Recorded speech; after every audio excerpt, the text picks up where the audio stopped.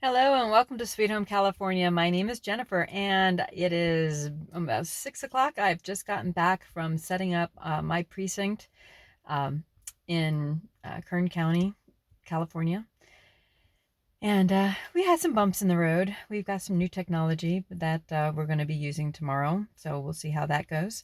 Also, there's just, some mundane things of, dropping off the wrong equipment at the wrong precinct. And so we had to kind of play some musical chairs with that. But we got it all sorted out and everything is going to be fine.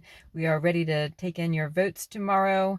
If you have not already mailed yours in, make sure your ballot gets counted. Okay. So for tomorrow, hand it directly into a precinct. Don't at this point, I would recommend do not send it via postal mail um, if you can avoid it.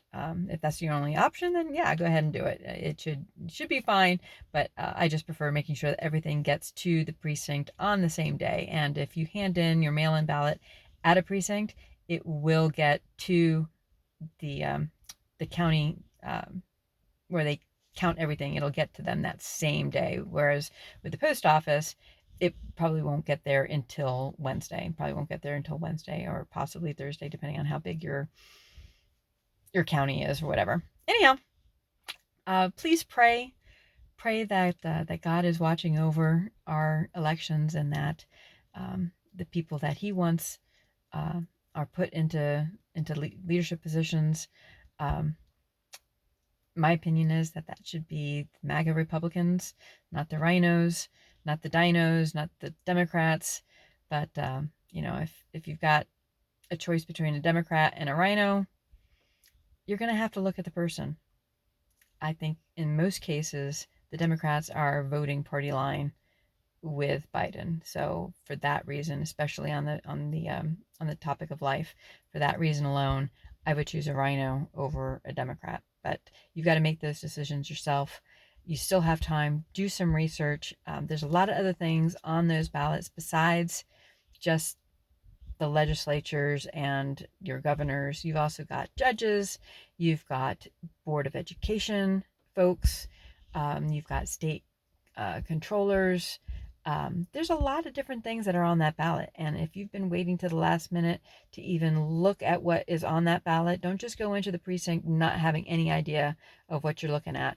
Make sure you take a look at that county guide that you received and research it. Read what you've been given, and then also look to find additional information because sometimes, the it's written a certain way that they want a certain result. Because there's also propositions that are um, on those ballots, and some of them may impact the Constitution of your state. Like in California, Proposition 1 is to enshrine in the California Constitution the right for unfettered abortion, all the way up to no restrictions at all. So, in Michigan, I know they've got a proposition that um, is in regards to that too. I think it's Proposition 3. Sometimes they're funny about how they word things, and you may think a no means a yes and a yes means a no. So please make sure you take the time that you look at that. You can bring in your sample ballot so you can fill it out at home, even if it's just a sample or, in that voter guide. You can bring that voter guide with you so you can remember how it is that you wanted to vote. So please make sure that you are prepared and please pray on it. If there's anything that you're not sure about, pray on it or leave it blank because it'd be worse to give your vote to the wrong person than to not give it to the right person, though obviously we want to give it to the right person. So whoever that may be, pray on it.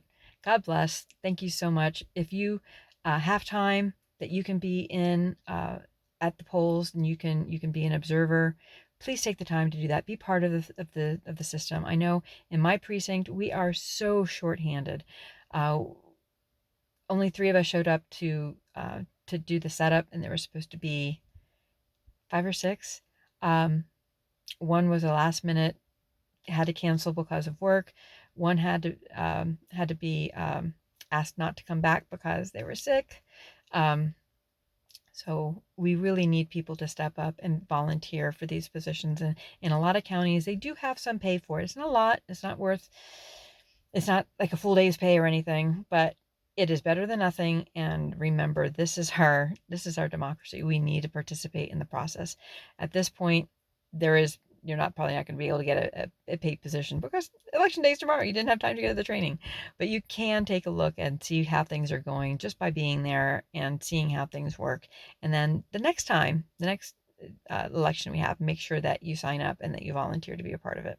Anyhow, God bless. I've got to get to bed because I got to get up at like 5 o'clock in the morning tomorrow to be to the polls bright and early. Anyhow, talk to you later. God bless. Bye.